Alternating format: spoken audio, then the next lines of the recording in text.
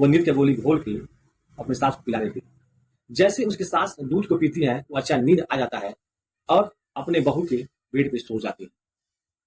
अब रंजू करती क्या है, जब देखती है कि मेरी सासू माँ सो गई और लल्लन के पास जाके शारीरिक संबंध बनाती है। ऐसे महीनों दिन चलता रहा। आप सभी को नमस्कार, मैं अब्दुल सैफी, जो कि आप देख रहे हैं अब्दुल सैफी सफर। एक बार न्यू कहानी के साथ।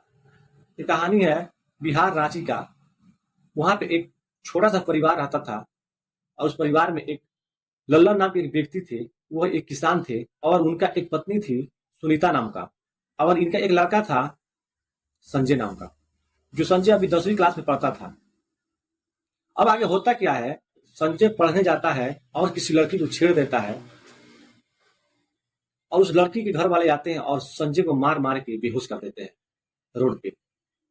अब कोई भगे हुए आता है, बोलता है ललन जी, आपके लड़के ने उसी लड़की को छेड़ दिया था, उसके घर वाले आए, बहुत मार मारे हैं और वह बेहोश है और रोड पे पड़ा हुआ है।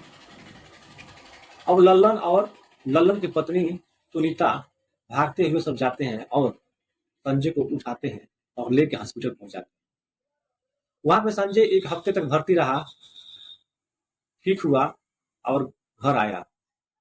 संजय के माता पिता ने यह फैसला किया कि अब संजय का शादी कर देते हैं। अब लल्लन लड़की देखने लगे। संजय के पिता लड़की देखकर संजय का शादी कर दिए।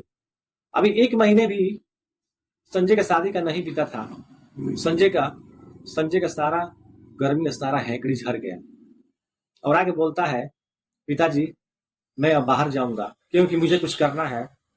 तो पिताजी ने बोले, जो कि लल्लन बोले, अभी शादी का महीना भी नहीं हुआ, नई नई नवेली बहू को छोड़ के तुम कैसे जा सकते हो। संजय नहीं माना और बाहर जाने के लिए कपड़ा पैकिंग करने लगा। तभी संजय की पत्नी रंजू बोलती है कि नहीं, आप अभी बाहर नहीं जाइए, लेकिन नहीं मानता है और बाहर चला जाता है। रंजू बहुत रोती है और संजय फोन पे अपने पत्नी रंजू से बात करता है, उसको मनाता है। अब आगे क्या होता है कि रंजू 12 बजे 1 बजे तक अपने पति संजय से बात करती रहती है और तब तक संजय फोन बोलता है कि फोन रखो, अब मैं सोने जा रहा हूं।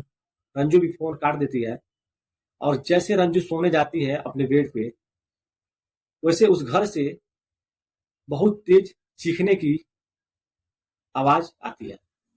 तो संजय की पत्नी रंजू उस आवाज को सुनती है और बेचैन हो जाती है कि ये आवाज कहां से आ रहा है, और धीरे धीरे जाती है अपने ससुर के रूम के बगल में और सुनने लगती है। और फिर आगे बढ़ती है, अपने ससुर का खिड़की थोड़ा सा खोलती है और देखती है तो उसके ससुर और उसके साथ शारीरिक संबंध बना रहे थे। अब ये सब देख के रंजू काफी उत्तेजित हो जाती है और मात जाती है और याद करती है, काश मेरा भी पति संजय घर पे हो। ये सब देख कर और आती है और बेड पे सो जाती है और रोने लगती है कि काश मेरे भी पति संजय घर पे होते। अब रात भर सोती नहीं है। उसके माइंड में उसके ससुर और उसके सास जो शारीरिक संबंध बना रहे थे, वो माइंड में लेकर रात भर सोचती रहती है।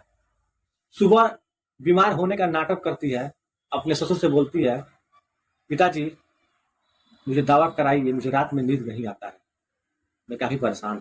तो संजय के पिता लल्लन अपने बहू को लेकर एक डॉक्टर के पास जाते हैं और डॉक्टर सारा चेकअप करता है, बोलता है,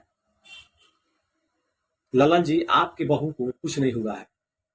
लेकिन रंजू बोलती है, डॉक्टर साहब मुझे रात में नींद नहीं आता है। तो डॉक्टर साहब ने बोला, ठीक है, एक काम कीजिए, ये नींद की गोली लीजिए और सोने से पहले आप इस नींद की गोली को आप खा लीजिएगा, बहुत अच्छा तरह से नींद आएगा।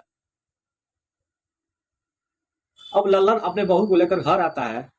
लल्लन की बहू जो रंजू थी, वह अपने ससुर को दिमाग पे ले जाती है, घर आता है और जैसे शाम होता है, रंजू अपने सासू माँ को बुलाती है अपने बेड पे और दूध में वो नींद की गोली घोल के अपने सास को पिला देती है।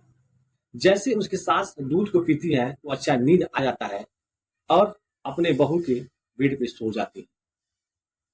अब रंजू करती क्या है, जब देखती है कि मेरी सासू माँ सो गई नींद की गोली देने के बाद से, अब रंजू उठती है, अपने ससुर को खाना देती है, ससुर खाना खाते हैं और वैसे आती है अपने सासू माँ का साड़ी पहन के अपने ससुर के रूम में चली जाती है। जैसे लल्लन खाना खा के थोड़ा टहल के जैसे अपने रूम में आते हैं तो रंजू क्या करती है, रूम का बल्ब ऑफ कर देती है। काफी रूम में अंधेरा था।